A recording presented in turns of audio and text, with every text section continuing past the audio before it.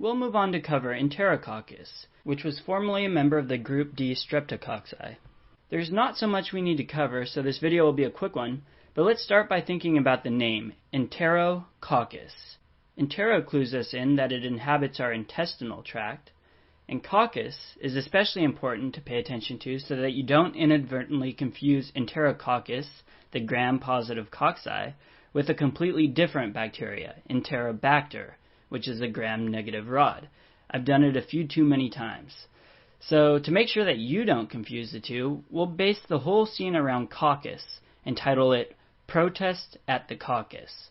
A little play on words there.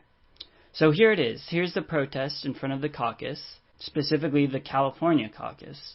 Before I talk about why it's a California caucus, let's draw this dude standing alone out in front of the crowd holding a sign.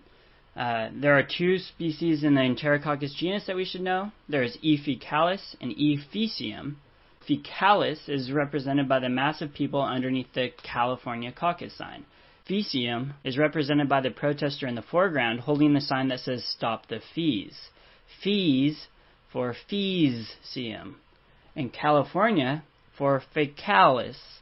Since there are so many more people in faecalis and fewer people in faecium, you'll remember that faecalis is more common. So faecium occurs less often, but it's kind of a superbug that causes more serious problems.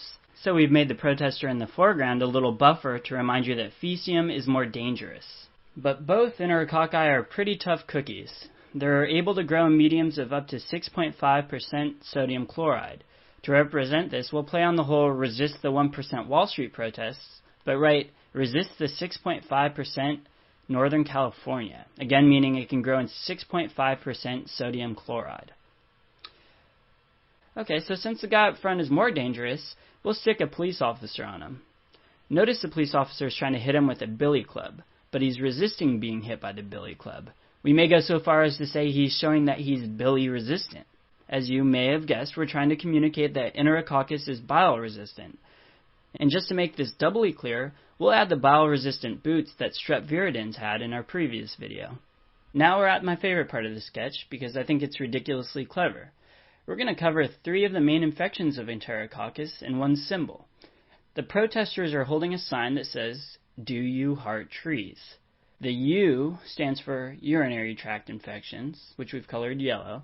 The heart stands for endocarditis, and the tree stands for infections of the biliary tree. Remember, since Enterococcus is insoluble in bile, it can colonize and infect our biliary tree. Now we're adding the most important piece of information that needs to stick with you, and one of the only reasons why we have to know Enterococcus. Enterococcus, specifically E. faecium, is a nosocomial infection that is resistant to almost every antibiotic we have, even vancomycin. In these cases, you'll hear the bacteria referred to as VRE, for vancomycin-resistant Enterococcus. To show this, we'll draw our vancomycin van, a police van, and show one of our E. faecium buff dudes resisting being thrown in the van, or vancomycin resistant. So then what do you go for if you can't use a beta-lactam or a vancomycin to treat VRE? Well, you can use this. Yeah, this line, in police line. Well, line stands for linezolid, a very expensive big gun IV antibiotic. Alternatively, you can use another expensive big gun antibiotic, tigecycline, which we'll represent by painting the next section of the police line with tiger stripes. So treat it with either tigecycline or linezolid. And that's it. A perfect level of detail that you should know for Enterococcus.